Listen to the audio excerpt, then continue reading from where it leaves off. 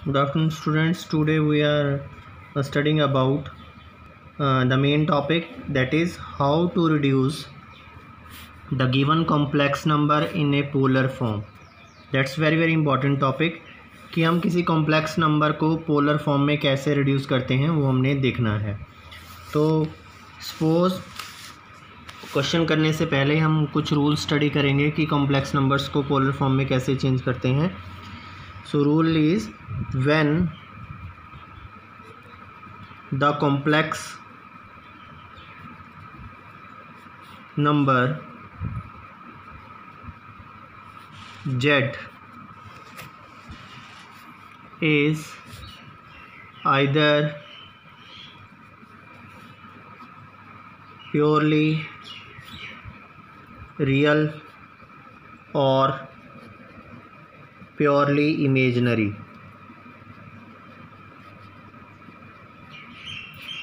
जब हमारे पास complex number z या तो प्योरली रियल हो वो या फिर प्योरली इमेजनरी हो, तब हम कैसे यूज़ करते हैं। तो हम क्या करते हैं, सपोज हमारे पास कॉम्प्लेक्स नंबर दिया हुआ है z इज इक्वल टू 1। अगर z इज इक्वल टू 1 है, what type of complex number is which is purely real, क्योंकि इसमें इमेजनरी पार्ट्स एग्जिस्ट नहीं कर रहा, वो प्योरली रियल है। तो प्योरली रियल होगा कब, जब हम इसको लिखें कि 1 इक्वल टू, जनरली z किसके इक्वल लेते हैं जब पोलर फॉर्म की बात करते हैं, कॉस थीटा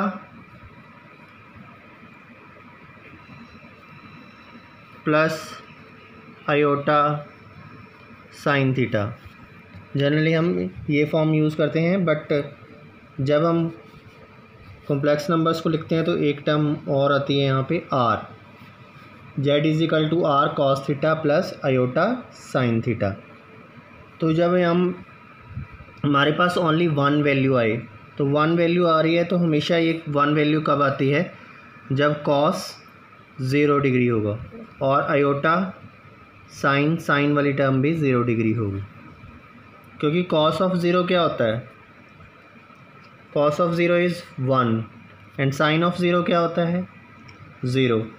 तो क्या वैल्यू आ गई यहाँ पे, इमेजिनरी पार्ट तो 0 हो जाएगा बट रियल पार्ट एग्जिस्ट करेगा, तो यहाँ पे 1 वैल्यू आएगी। अगर सपोज़ आयोटा ओनली दिया हो, आयोटा को आपने रिड्यूस करना है पोलर फॉर्म में, तो आयोटा को रिड्यूस करने के लिए आप क्या लिखोगे, generally cos of pi by 2 plus iota of sine pi by 2। Pi by 2 क्या होता है, पाई बाई 2 इज़ 90 डिग्री। सो जब पाई बाई 2 वैल्यू है, कॉस 90 क्या होता है, कॉस 90 इज़ 0 और साइन 90 1। तो यहाँ से क्या आ जाए, iota is equal to cos 90 is 0, तो ये टर्म 0 हो जाएगी, plus iota as it is sine 90 होता है 1, तो ये वैल्यू किसके इक्वल आ सकती है, iota.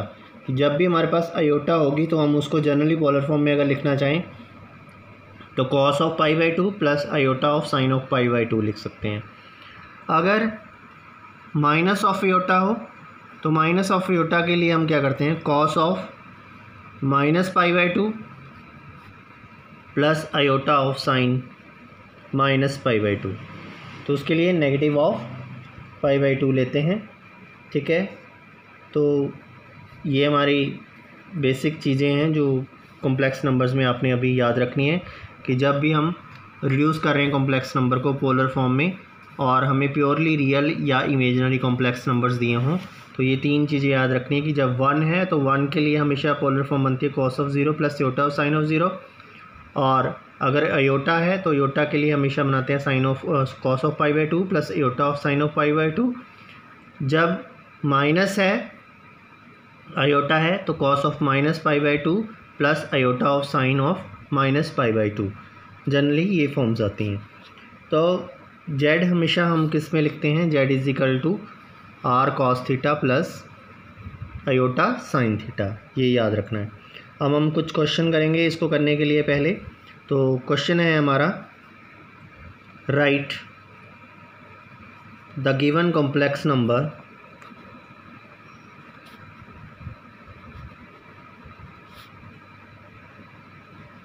In polar form.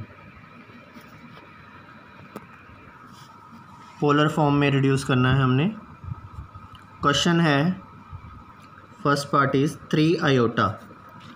What type of complex number is, firstly we are judging ki what type of complex number is this. Only imaginary parts are existing there, so it means it is purely imaginary. Purely imaginary complex number. Complex number. So 3 iota दिया है, तो z is equal to 3 iota हो गया यहाँ पे। z is equal to 3, iota को हम separately रख लेते हैं।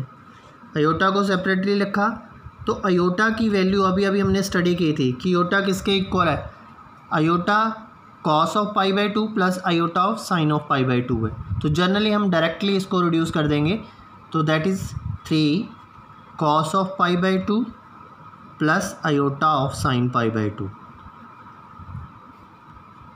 तो जनरली ये इसकी पोलर फॉर्म रिड्यूस हो गई कि आयोटा था, आयोटा की वैल्यू को चेंज करके cos of pi by 2 plus iota of sine of pi by 2 लिख दिया। और अगर हम इस रिज़ल्ट को कंपेयर करें, जो रिज़ल्ट हमने यहाँ बनाया है, हमने ऊपर एक लिखा था पोलर फॉर्म के लिए z is equal to are cos theta plus iota sine theta. तो what's the value of R. R अगर यहाँ पे देखें इस एक्सप्रेशन में जो 3 है यहाँ पे, वो किसकी वैल्यू होगी, आर की। तो हम क्या कह सकते हैं, अगर इसको कंपेयर करें तो इसको कंपेयर करके लिख सकते हैं r cos of theta plus iota sine of theta.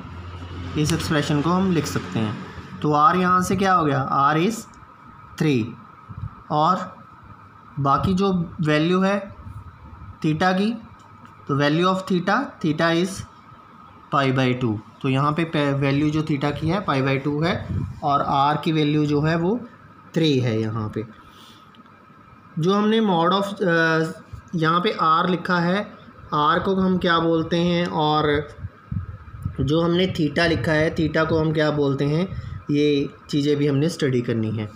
तो हमने जनरली जो आर है यहाँ पे, r is known as modulus of Z.